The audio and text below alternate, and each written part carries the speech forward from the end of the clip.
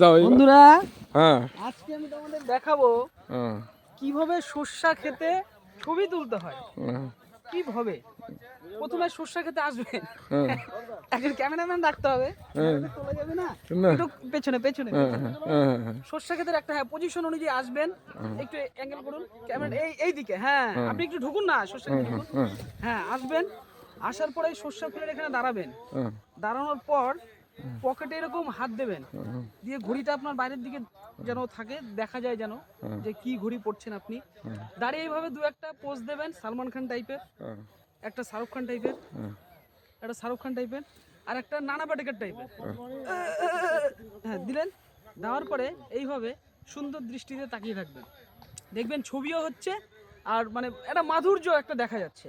আর যদি বসে তুলতে যান তাহলে এইভাবে বসবেন, বসে তুই একটা পোজ দিয়ে ছবি তুলবেন।